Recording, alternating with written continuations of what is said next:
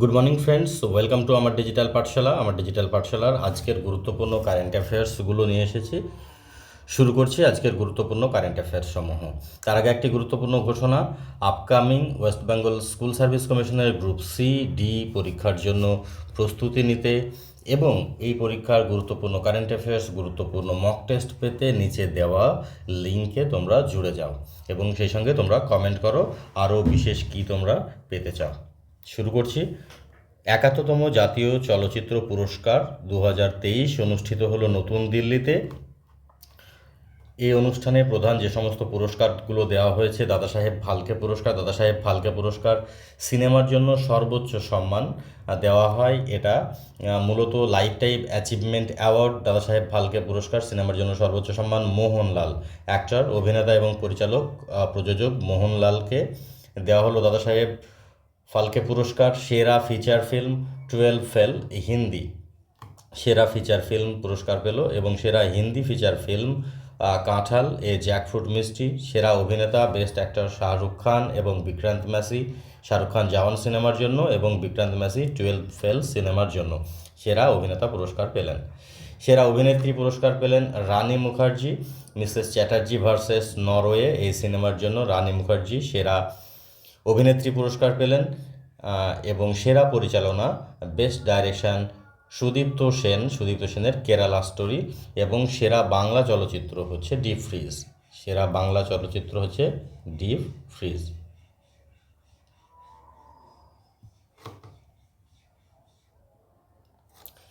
জাতীয় চলচ্চিত্র পুরস্কার শুরু হয় প্রদান করা 1954 সাল থেকে। আজীবন সম্মান দেওয়া হয় দাদাসাহেব ফালকে পুরস্কার 1969 সাল থেকে দেওয়া হচ্ছে। আয়োজন করে থাকে এনএফডিসি, যার আগের নাম ছিল ডিএফএফ, ন্যাশনাল ফিল্ম ডেভেলপমেন্ট কর্পোরেশন। স্থান বিজ্ঞান ভবন, নয়াদিল্লি। 71তম জাতীয় চলচ্চিত্র পুরস্কার 2023 সালে সিনেমার জন্য ঘোষণা করা হয় 1 আগস্ট এবং প্রদান করা হয় 23 September. Best film 12 fail, best actor Shahrukh Khan এবং বিক্রান্ত মেসি, শাহরুখ খান জওয়ান সিনেমার জন্য, বিক্রান্ত মেসি 12 ফেল সিনেমার জন্য। Best actress Rani Mukherjee Mrs Chatterjee versus নরওয়ের জন্য best Bengali film deep freeze. Best non feature film flowering man. Best critic Utpala Dutta এবং দাদাসাহেব ফালকে পুরস্কার মোহনলাল। জাতিসংঘের সাধারণ পরিষদ 80তম অধিবেশন UNGA general assembly, united nation general অ্যাসেম্বলির 80তম সেশন অনুষ্ঠিত হলো জাতিসংঘের হেডকোয়ার্টার নিউইয়র্কে। জাতিসংঘের হেডকোয়ার্টার, সেখানে অনুষ্ঠিত হলো জাতিসংঘের 80তম সাধারণ অধিবেশন। খুব ইম্পর্ট্যান্ট, এখানে মূলত যে সমস্ত বিষয়গুলো আলোচনা করা হয়েছিল, গাজা যুদ্ধ, ইউক্রেন যুদ্ধ, প্যালেস্তাইনকে রাষ্ট্র হিসাবে স্বীকৃতি দেওয়া, এছাড়াও world piece, development and human rights, এই সমস্ত বিষয়গুলো নিয়ে আলোচনা হয়েছে। এবছরের থিম হচ্ছে ভবিষ্যতে একসাথে ভালো থাকা, শান্তি, উন্নয়ন এবং মানবাধিকারের লক্ষ্যে আরও পথ চলা। এরপরে বিশিষ্ট অসমীয়া সঙ্গীত শিল্পী, সাংস্কৃতিক ব্যক্তিত্ব জুবিন গর্গ সিঙ্গাপুরে স্কুবা ডাইভিংয়ের সময় এক দুর্ঘটনায় তিনি প্রাণ হারিয়েছেন। বয়স হয়েছিল 52 বছর। 2006 সালে গ্যাংস্টার ছবিতে তার ইয়া আলী গানটি খ্যাতির আলোকে নিয়ে আসে তাকে। এই যে অকাল মৃত্যুতে শোকের ছায়া ছড়িয়ে পড়েছে তার ফ্যান মহলে। নেক্সট, মার্কিন চেম্বার অফ কমার্স রাষ্ট্রপতি ডোনাল্ড ট্রাম্পের H-1B ভিসা আবেদন ফি $1 লক্ষ ঘোষণার উদ্বেগ প্রকাশ করেছে।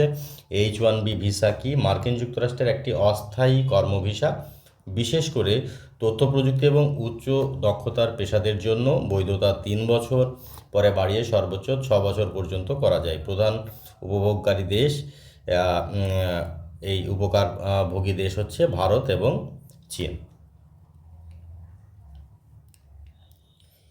এরপরে ধোরাডো গ্রাম, কচ্ছ জেলা, গুজরাট, তারা স্বীকৃতি পাচ্ছে জাতিসংঘ বিশ্ব পর্যটন সংস্থা UNWTO বেস্ট ট্যুরিজম ভিলেজ হিসাবে স্বীকৃতি পাচ্ছে। ধোরাডো এখন পুরোপুরি সোলার শক্তিচালিত গ্রাম। গুজরাটে এর আগে 3টি সোলার ভিলেজ রূপান্তরিত হয়েছে। এই প্রকল্পটি মূলত PM সূর্যা ঘর মুক্ত বিজলি যোজনা। এই যোজনায় প্রত্যেকটা বাড়িতে সোলার রুফটপ লাগিয়ে এই প্রজেক্টটা ইমপ্লিমেন্ট করা হচ্ছে। এই গ্রামে 81টি পরিবার নিজস্ব বিদ্যুৎ উৎপাদন করছে, মোট 177 কিলোওয়াট। এর আগে মোডেরা গ্রাম মোহসানা জেলা, গুজরাটের। ভারতের প্রথম সোলার পাওয়ার গ্রাম, ভারতের প্রথম সম্পূর্ণ সৌরচালিত গ্রাম হচ্ছে মোডেরা গ্রাম, মোহসানা, গুজরাতের।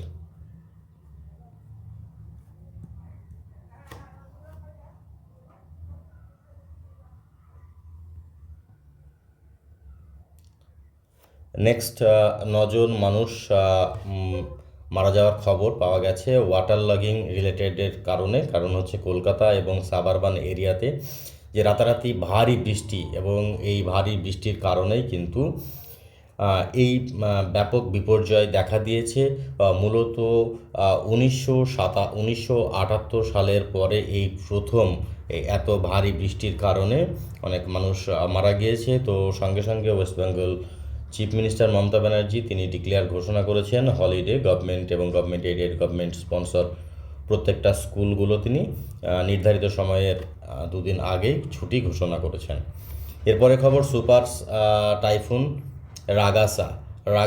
রাগাসা কোথায় প্রভাব ফেলেছে? তাইওয়ান, হংকং, ফিলিপাইন্স এবং দক্ষিণ চীন এই অঞ্চলের রাগাসা প্রভাব ফেলেছে। ক্ষয়ক্ষতি, তাইওয়ানে 17 জনের মৃত্যু হয়েছে, ফিলিপিন্সে 4 জন এবং দক্ষিণ চীনে প্রায় 20 লক্ষ মানুষকে সরিয়ে নেওয়া হয়েছে। হংকংয়ে এখনও ঘূর্ণিঝড় বাতাস, প্রবল বৃষ্টি চলছে।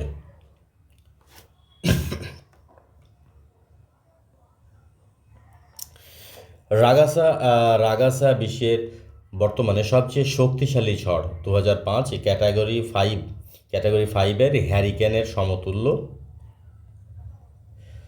টাইফুন উত্তর পশ্চিম প্রশান্ত মহাসাগরে ঘূর্ণিঝড়কে টাইফুন বলা হয়। হ্যারিকেন আটলান্টিক ও উত্তর পূর্ব মহাসাগরে হ্যারিকেন বলা হয়। সাইক্লোন ভারত মহাসাগর ও দক্ষিণ প্রশান্ত মহাসাগরে সাইক্লোন বলা হয়ে থাকে। বিশ্ব আবহাওয়া সংস্থা WMO নামকরণ করে বিভিন্ন ঘূর্ণিঝড়ের নামকরণ। ঘূর্ণিঝড়, টাইফুন, টর্নেডো, ভারতের আঞ্চলিক বায়ু ঘূর্ণিঝড়, সাইক্লোন কি? নিম্নচাপ, বায়ুমণ্ডলের নিম্নচাপ কেন্দ্রের চারপাশে বায়ুর ঘূর্ণায়মান প্রবাহকে ঘূর্ণিঝড় বলা হয়। এটি সাধারণত উষ্ণ সমুদ্রপৃষ্ঠে গঠিত হয়। এর বৈশিষ্ট্য হচ্ছে প্রবল বেগে বাতাস, প্রচুর বৃষ্টিপাত এবং ক্ষয়ক্ষতি হবে। বিভিন্ন অঞ্চলে ঘূর্ণিঝড়ের বিভিন্ন নাম যেগুলো গুরুত্বপূর্ণ এবং বিভিন্ন পরীক্ষায় আসে। সাইক্লোন ভারত মহাসাগর, দক্ষিণ প্রশান্ত মহাসাগর। হ্যারিকেন আটলান্টিক মহাসাগর, উত্তর পূর্ব প্রশান্ত মহাসাগর। টাইফুন উত্তর পশ্চিম প্রশান্ত মহাসাগর। উইলি অস্ট্রেলিয়া অঞ্চলে ঘূর্ণিঝড়। ট্রপিক্যাল স্টর্ম ক্যারিবিয়ান অঞ্চল। বুগোইজ ফিলিপিন্স। তাইফু জাপান। এবং টর্নেডো হচ্ছে এক প্রকার ক্ষুদ্র অথচ অতি তীব্র ঘূর্ণিঝড়। মেঘ থেকে জমির দিকে শঙ্কু আকৃতি বায়ুপ্রবাহ নেমে আসে এবং বাতাসের গতি প্রায় ঘন্টায় 400 কিলোমিটার পর্যন্ত হতে পারে। ঘূর্ণিঝড়ের শ্রেণীবিভাগ IMD অনুযায়ী ডিপ্রেশন বাতাসের গতি 31 থেকে 50 কিলোমিটার প্রতি ঘন্টা। ডিপ ডিপ্রেশন 51 থেকে 62 কিলোমিটার প্রতি ঘন্টা। সাইক্লোনিক স্টর্ম 63 থেকে 88 কিলোমিটার প্রতি ঘন্টা। সেভার সাইক্লোনিক স্টর্ম 89 থেকে 117 কিলোমিটার প্রতি ঘন্টা। ভেরি সেভার সাইক্লোনিক স্টর্ম 118 থেকে 165 কিলোমিটার প্রতি ঘন্টা। এক্সট্রিম সেভার সাইক্লোনিক স্টর্ম 166 থেকে 220 কিলোমিটার প্রতি ঘন্টা। সুপার সাইক্লোন 220 কিলোমিটার প্রতি ঘন্টারও বেশি যদি বায়ু হয় তখন তাকে বলবো আমরা সুপার সাইক্লোন। ভারতে আঞ্চলিক বায়ুগুলো, মৌসুমি বায়ু, দক্ষিণ পশ্চিম মৌসুমি বায়ু জুন থেকে সেপ্টেম্বর পর্যন্ত ভারতবর্ষে বর্ষা নিয়ে আসে মূলত, এবং উত্তর পূর্ব মৌসুমি বায়ু অক্টোবর ডিসেম্বরে দক্ষিণ ভারতে বৃষ্টি আনে, এবং তামিলনাড়ুর করমণ্ডল উপকূলে বছরে 2বার বৃষ্টিপাত দেখা যায়। স্থানীয় বিভিন্ন ঝড়ের নাম: কালবৈশাখী নরওয়েস্টার, কালবৈশাখী পশ্চিমবঙ্গ, বিহার এবং আসামে এপ্রিল মে মাসে যে ঝড় হয়ে থাকে সেটা কালবৈশাখী বলা হয়। লু উত্তর পশ্চিম ভারতের তীব্র গ্রীষ্মকালীন সময়ে যে গরম বাতাস মে জুন মাসকালীন তাকে বলা হয় লু। চেরাপুঞ্জির বজ্রবৃষ্টি, মেঘভাঙা বৃষ্টি, অতিবৃষ্টি। তটীয় সাইক্লোন বঙ্গোপসাগর, আরব সাগরে সৃষ্ট অন্ধ্র, ওড়িশা, তামিলনাড়ু, গুজরাটে আঘাত হানে তটীয় সাইক্লোন, কোস্টাল সাইক্লোন। বিশেষ নাম: ম্যাঙ্গো সাওয়ার। কেরালায় গ্রীষ্মের পূর্বে যে বৃষ্টি হয় মূলত আমের মুকুল ফোটাতে যেটা সাহায্য করে সেটাকে বলা হয় mango shower. Cherry blossom shower. Karnataka এবং পশ্চিম ঘাটে মৌসুমি বৃষ্টি এটা মূলত চেরি ফুল ফোটাতে সাহায্য করে। বার্স্ট অফ মনসুন, বর্ষায় আকস্মিক বৃষ্টি শুরু হয়। বিশ্ব আবহাওয়া সংস্থা WMO কর্তৃক নামকরণ করা হয়। উত্তর ভারত মহাসাগরে, আরব সাগর এবং বঙ্গোপসাগরে ঘূর্ণিঝড়ের নামকরণে 13টি দেশ পর্যায়ক্রমে নামকরণ করে। ভারতবর্ষের যে সমস্ত গুরুত্বপূর্ণ নাম ভারতবর্ষ দিয়েছে সেই নামগুলো একটু জেনে নিই।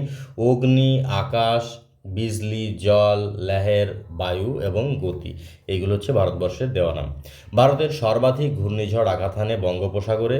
ভারতের সবচেয়ে বিধ্বংসী ঘূর্ণিঝড়গুলি হলো একটি সুপার সাইক্লোন উড়িষ্যা 1999 সালের সাইক্লোন উড়িষ্যার, সেটা হচ্ছে সবথেকে বিধ্বংসী। IMD সদর দপ্তর নতুন Delhi. Indian meteorological department. Tropical সাইক্লোনের শক্তি পরিমাপ করা হয় স্যাফির সিমসন হ্যারিকেন স্কেলে। Thank you for today.